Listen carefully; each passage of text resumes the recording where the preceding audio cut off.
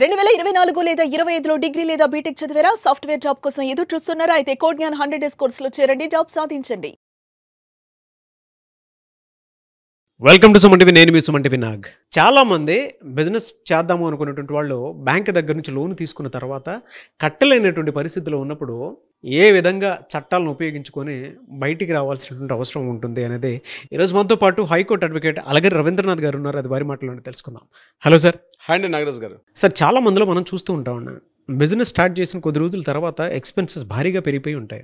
వాళ్ళకి ఏంటంటే సరే ఇవాళ వస్తుంది, రేపు వస్తుంది, ఎల్లుండి వస్తుంది అనుకొని వాళ్ళు లోన్ తీసుకుని మరీ పెడతారు. బ్యాంక్స్ దగ్గర లోన్ తీసుకొని కొద్ది రోజులు ఆగిన తర్వాత ఆ బిజినెస్లో లాభ నష్టాలు బేరీ చేసుకుని ఉన్నప్పుడు అరే నష్టమే నాకు ఎక్కువ ఉంది కదా, ఇంకా బ్యాంక్ లోన్ కూడా కట్టే పరిస్థితిలో లేను, బ్యాంక్ వాళ్ళు కూడా ఇంటి మీద పడుతున్నారు, ఇప్పుడు ఏంటి పరిస్థితి అనుకుని అంటే కొంత అగమ్య గోచరంగా ఉంటుంది. ఇప్పుడు స్టిల్ పీపుల్ ఆర్ ఫేసింగ్ అనమాట. వాళ్ళందరి కోసం నేను ఈ వీడియో మీకు అడగటం జరుగుతుంది.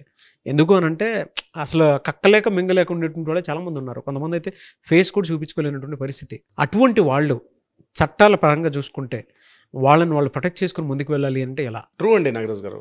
బిజినెస్ లోన్ తీసుకొని తను చేస్తున్న ఏదైతే బిజినెస్ ఉందో దాన్ని ఇంప్రూవేషన్ చేసుకున్న ఆలోచనతో కొంతమంది అంటే బిజినెస్ ఎక్స్పెన్షన్ అని చెప్పి కొంతమంది ఆలోచిస్తారు.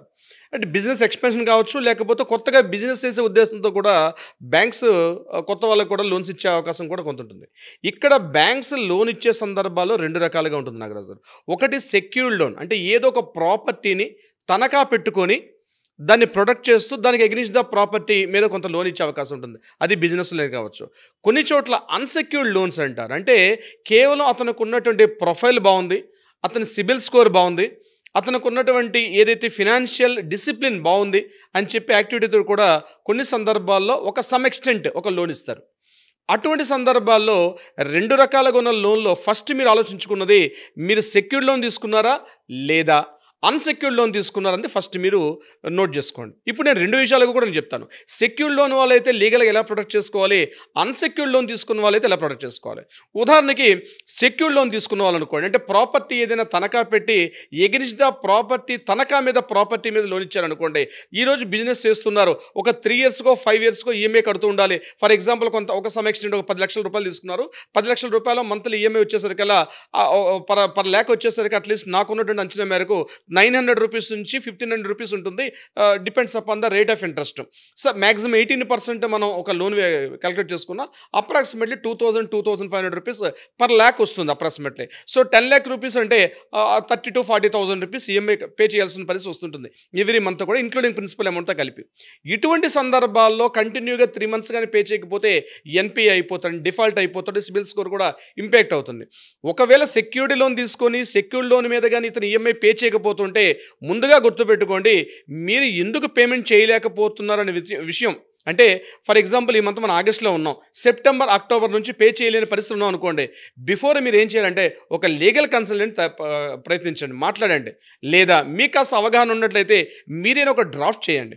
డ్రాఫ్ట్ చేసి బ్యాంక్ మేనేజర్ని పర్సనల్గా వెళ్ళి కలవండి. ఫస్ట్ కలిసి నేను ఈ payment next coming 5 months 6 months నేను పేమెంట్ చేయలేకపోతున్నాను. ఎందుకు చేయలేకపోతున్నాను?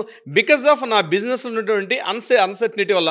అంటే బిజినెస్లో లాస్ అవుతుంది, లేకపోతే కొత్త ఆర్డర్స్ రావట్లేదు, నేను అంటే ప్రొడక్ట్ సెల్లింగ్ ఏదైనా కావచ్చు, కొత్త ఆర్డర్స్ రాకపోవడం వల్ల నేను ఇన్ టైంలో పేమెంట్ చేసే పరిస్థితి, I'm unable to pay this amount with in the time of stipulation పీరియడ్లో మీరు అనుకున్నటువంటి ఆ టైంలో చేయలేకపోతున్నాను కాబట్టి నాకు కొంత మ్యారటోరియం ఇవ్వండి, లేదా ఈఎంఐ ఏదైతే ఉందో ఆ ఈఎంఐకి రీషెడ్యూల్ చేయండి అని చెప్తూ ఒక రిక్విజిషన్ చేయడం అంటే చాలా చాలా ఇంపార్టెంట్. ఇది పర్సనల్గా. అయితే ఇక్కడ చాలామంది చేస్తున్న సమస్య ఏంటంటే, నా దగ్గరకు వస్తున్న క్లయింట్స్ కూడా చాలామంది చెప్తారు, సార్ మేము పంపిస్తున్నాం కానీ బ్యాంక్ మేనేజర్ స్ట్రైట్ అవే రిజెక్ట్ చేస్తున్నాడు సార్, ఆయన యాక్సెప్ట్ చేయట్లేదు, బ్యాంక్ మేనేజర్ అసలు అలాంటి రీషెడ్యూల్ యాక్టివిటీ మా దగ్గర లేదు, మ్యారిటోరియం చేసే అవకాశం కూడా లేదు, నోన ఖచ్చితంగా కట్టాల్సిందే, మీరు తిన్నా తినకపోయినా లేకపోతే మీరు ఇమీడియట్గా మీ ప్రాపర్టీని మీ ఆక్షన్లో పంపిస్తారు, 3 months తర్వాత ప్రాపర్టీని ఆక్షన్ చేస్తారు, ఆక్షన్లో వచ్చిన అమౌంట్ తీసుకొచ్చి దీనికి ఇక్కడ అడ్జస్ట్మెంట్ చేస్తారని చెప్పి ఆ రకంగా ఫోర్స్ చేస్తున్నాడు బ్యాంక్ మేనేజరు అని చెప్పి కూడా చాలామంది క్లయింట్స్ మనకు వస్తూ చెప్తూ ఉంటారు. నేనేమంటానంటే బ్యాంక్ మేనేజర్కి కొంత ఫోర్స్ ఉంటుంది. అంటే తనకున్న జోనల్ మేనేజర్, రీజనల్ మేనేజర్ పైనుంచి హెడ్ ఆఫ్ ద డిపార్ట్మెంట్ ఆయనకి తెలిసి తెలియకపోవచ్చు that is a different thing. But banking rules ప్రకారం as per Reserve Bank of India guidelines ప్రకారం ఖచ్చితంగా తను ఏదైతే లోన్ ఇస్తుందో, లోన్ తీసుకున్నటువంటి ఎవరైతే బారోవర్ ఉన్నాడో ఆ లోన్ రీపేమెంట్ చేయకపోతే ఆ రీపేమెంట్ షెడ్యూల్ చేసిన రైట్ బ్యాంక్ మేనేజర్ మీద ఉందని చెప్పి ఆర్బీఐ స్ట్రిక్ట్గా క్లియర్గా గైడ్లైన్స్ ఇస్తుంది. ఇది గుర్తుపెట్టుకోవాలి, ప్రతి ఒక్కరి యొక్క రైట్ గుర్తుపెట్టుకోండి. అది లేకపోతే మీరేం చేయాలంటే ఇమీడియట్గా ఆ ఏదైతే మీరు రీషెడ్యూల్ చేయమని చెప్పి లేదా మారటోరియం చేయమని చెప్పి ఏదైతే అంటున్నారో దానికి ఒక ఫార్మాట్ ప్రిపేర్ చేసి ఒక లీగల్ డ్రాఫ్టింగ్ రాసి దాన్ని మీరు అట్లీస్ట్ మెయిల్ చేయండి, లేకపోతే డైరెక్ట్గా స్పీడ్ పోస్ట్లో పంపించండి.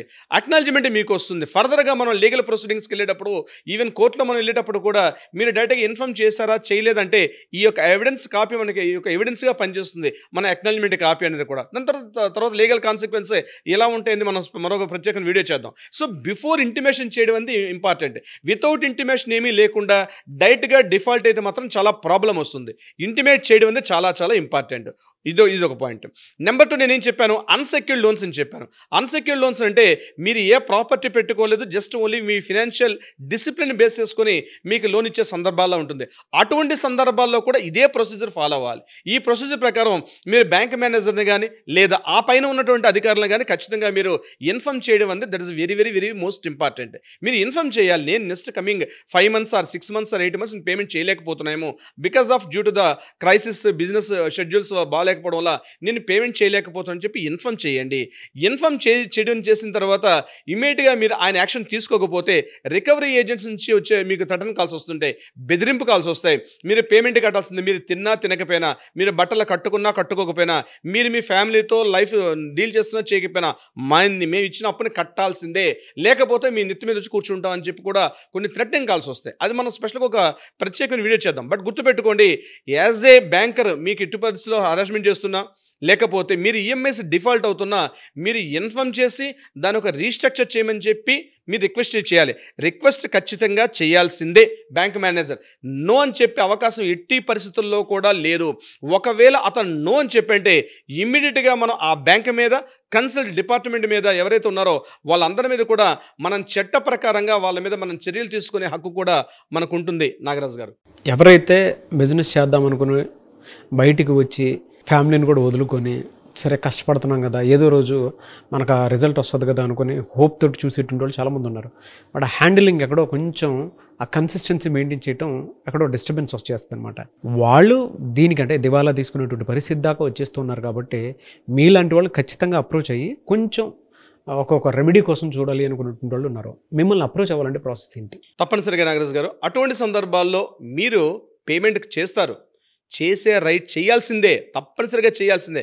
కానీ తాత్కాలికంగా కొంత రిలీఫ్ కావాలి. మీరు లోన్ తీసుకున్నారంటే ఎస్కేప్ అయిపోతా ఉండి దివాలా తీసేస్తామని కాకుండా పేమెంట్ చేస్తాను బట్ నాకు కొంత రిలీఫ్ కావాలి అనుకోవడం అనేది చాలా ఇంపార్టెంట్. న్యాయపరంగా కూడా మీ హక్కు అది. సో అటువంటి సందర్భాల్లో ఉంటే తప్పనిసరిగా కింద స్కూల్తో మనకి కాంటాక్ట్ చేయండి.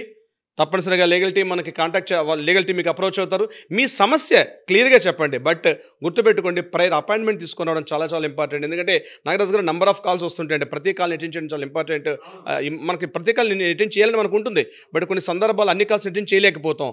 అందుకని ఖచ్చితంగా అపాయింట్మెంట్ తీసుకొని రండి. మీ సమస్యకి లీగల్గా న్యాయపరంగా మీకంటూ పరిష్కారం అయితే ఉంది. అది మీ యొక్క హక్కు. ఇది ప్రతి ఒక్కరు కూడా షేర్ చేయండి నాగరాజు గారి విషయాన్ని. డెఫినెట్లీ అండి. Thank you sir, thank you so much Alagar Ravindranath గారు. Thank you so much Nagaraju గారు. చూశారు కదా వీడియో. ఈ వీడియోపై మీ అభిప్రాయాన్ని కమెంట్ బాక్స్లో పోస్ట్ చేయండి. ముఖ్యంగా మీరు కనుక సమస్య ఏదున్నా సరే చట్టాలు మీకు మాత్రం అందుబాటులో ఉన్నాయి, ఆ విషయం మాత్రం మీరు మర్చిపోవద్దు. మీకు ఏ సమస్య ఉన్నా సరే చట్టాలని దృష్టిలో పెట్టుకొని మీరు ఖచ్చితంగా మాకు ఒక రిలాక్సేషన్ కావాలి అనుకున్నటువంటి వాళ్ళు ఎవరైతే ఉంటారో స్క్రీన్ మీద హైకోర్టు అడ్వకేట్ అలగర్ రవీంద్రనాథ్ గారి కాంటాక్ట్ నెంబర్ కనిపిస్తుంది. దానికి మీరు కాల్ ఆర్ మెసేజ్ వాట్సాప్ చేసి అపాయింట్మెంట్ బుక్ చేసుకోండి. అండ్ ఈ వీడియో లైక్ చేయండి, షేర్ మాత్రం తప్పకుండా చేయండి. ఇలాంటి మరిన్ని వీడియోస్ కోసం మా ఛానల్ ఫాలో అవ్వండి. Thank you. సుమన్ టీవీలో మీ పర్సనల్ అండ్ బిజినెస్ ప్రమోషన్స్ కోసం కింది నెంబర్కి కాంటాక్ట్ చేయండి.